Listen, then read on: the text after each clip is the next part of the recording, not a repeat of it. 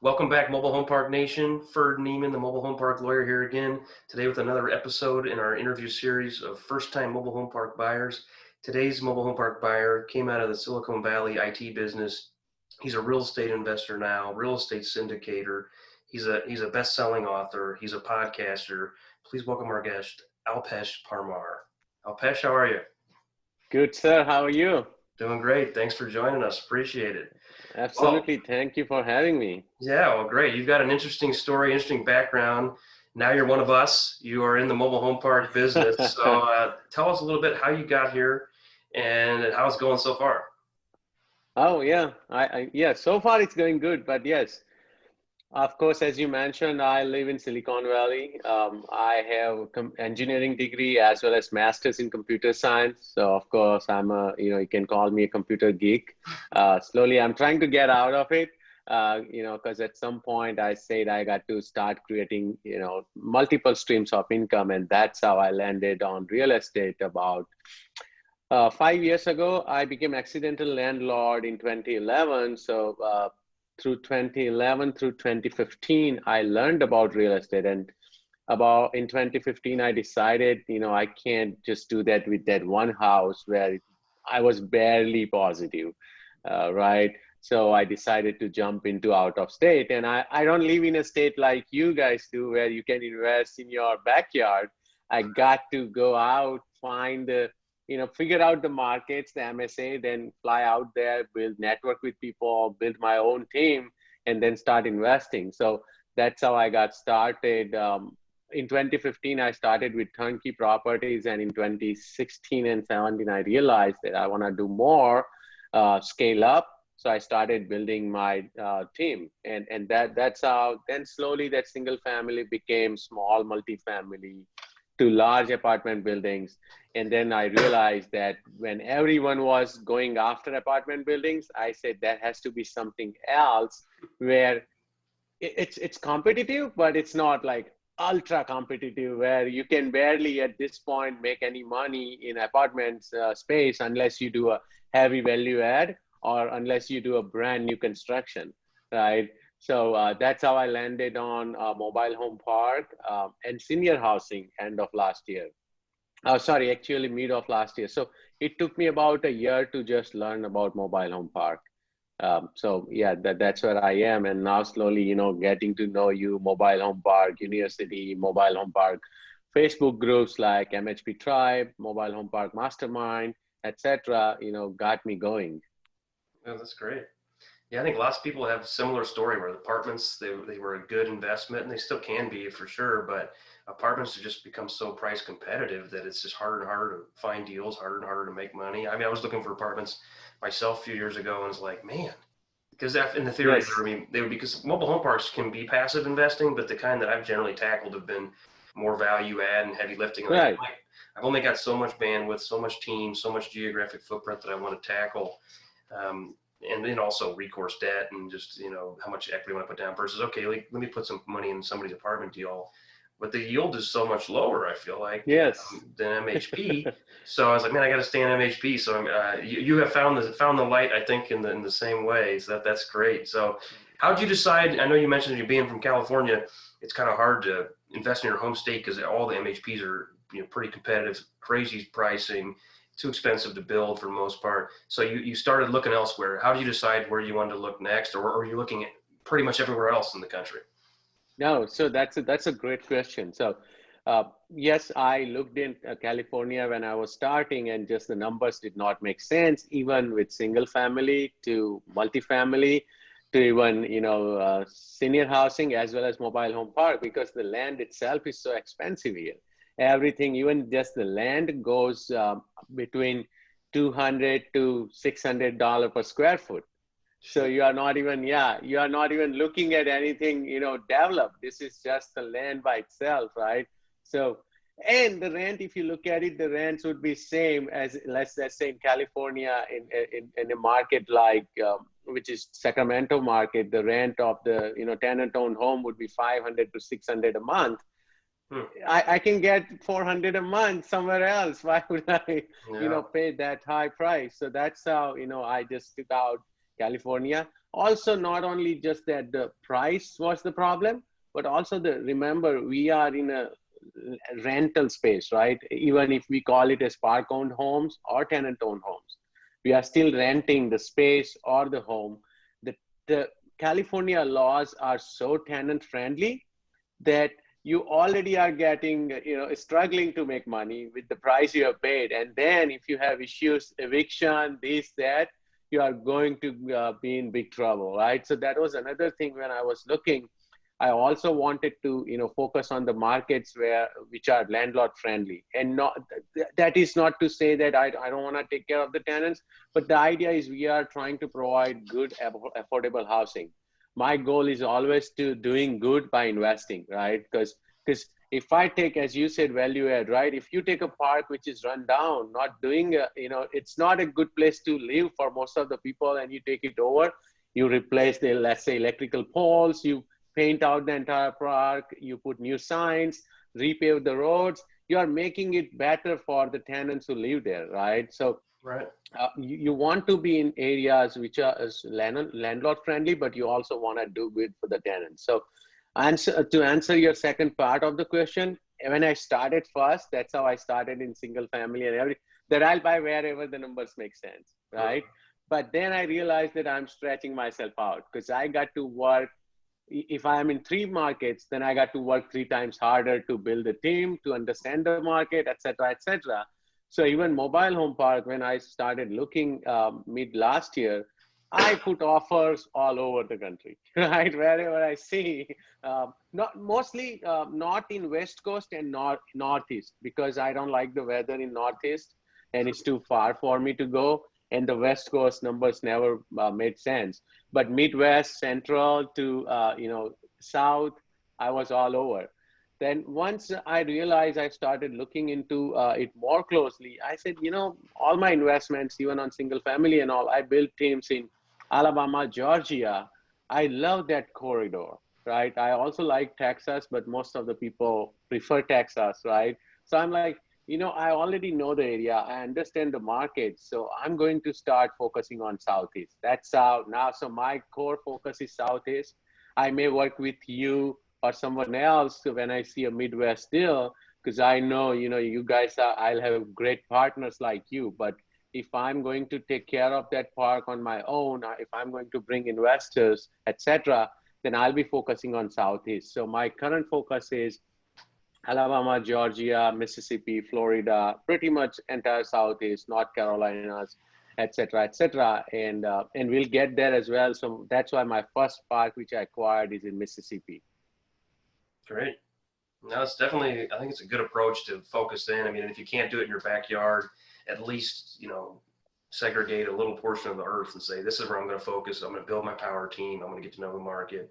That's how I've done it. So I've recommended doing it. I mean, in the mobile home park business, you kind of have to go regionally if you're going to expand. So right. When I was doing single family, my goal was like, okay, I'm going to do it in one neighborhood in my college town in Kansas City, one area, and then I found like if I do another area, it's in my hometown and it's in the working class neighborhood. So I had like two pops. I'm like, I'm going to buy single family in those two places, and it seemed to work out there. But so I thought I'll do the same thing in MHP, and I started in my hometown, but there's only so many, right? So and they're not all for sale. So I think that's good that you're at least picking a general geographic region. And now that you're over the hump, you've closed on your park. How's it going so far? What's the best part and the worst part about actually being in the operations business?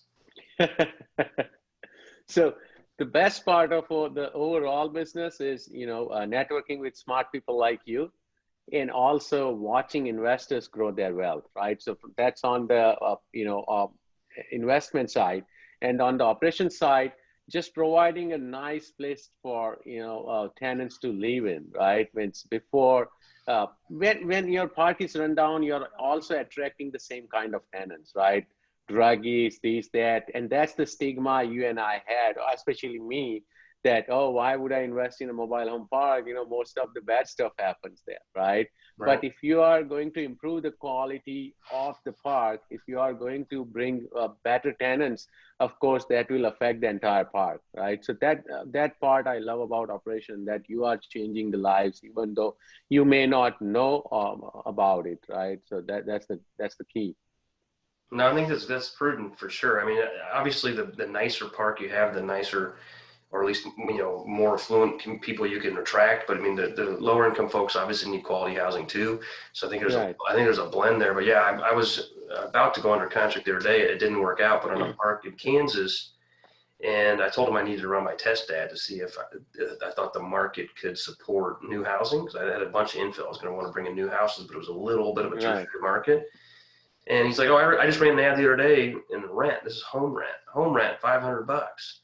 I had 900 Wow. calls."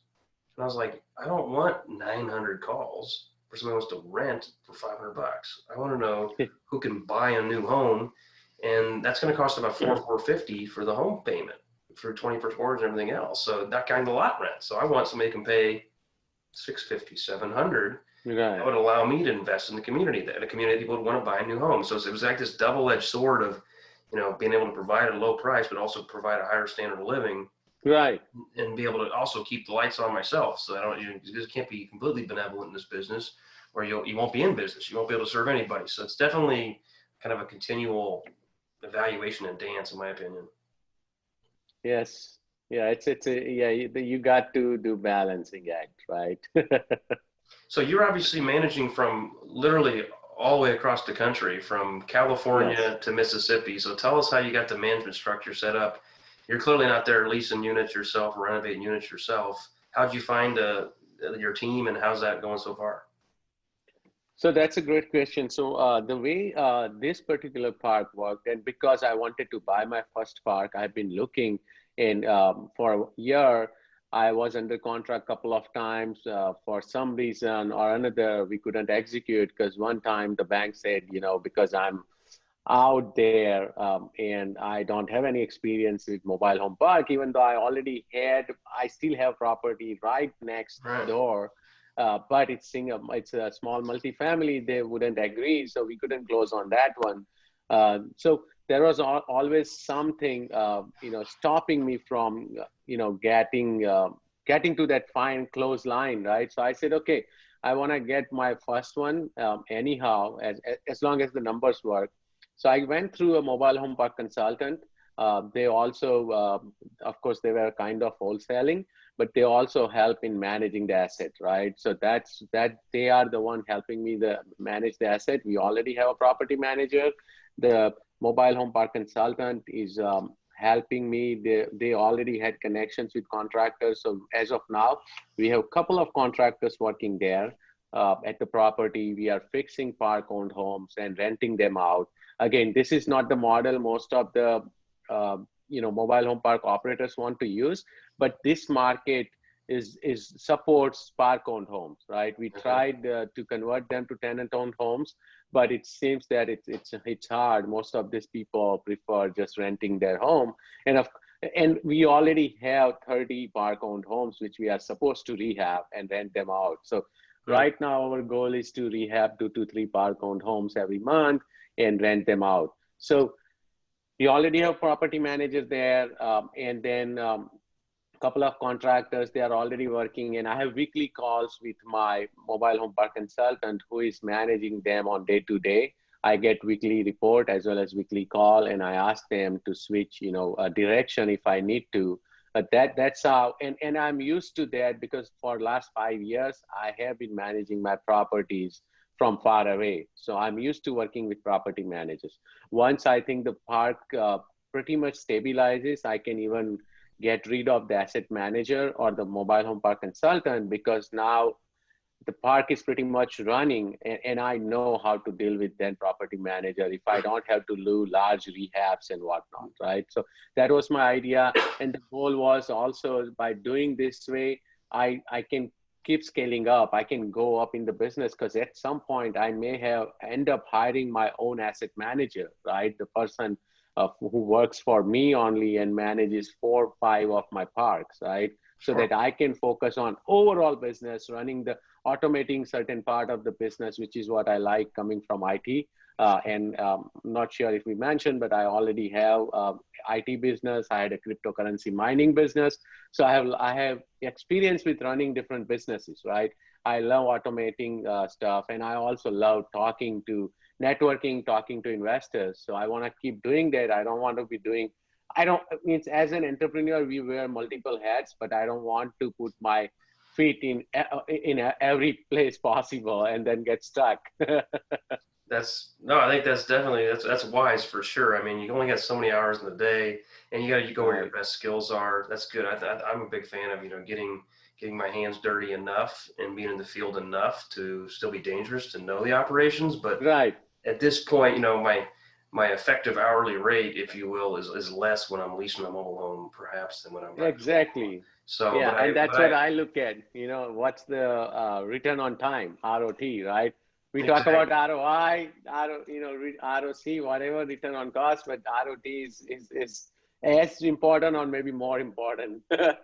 Absolutely. I just hired a financial guy to help kind of run some of the investor reporting, P&L, bank recs, monthly banking type relationship meetings, things like that, because I was like, I gotta focus more on other stuff, and this guy's not going to be inexpensive, but he's very talented. Like, hey, this is going to help me out. So yeah, same thing. You're doing that from an operations standpoint, where you're like, hey, you called it a consultant, but I call it, a third party manager who is Right.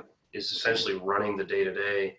And yeah, that's great. I think that's probably the best way to do it from afar, because it's just so hard to watch it closely. You got to vet everybody and all that. But no, that's great.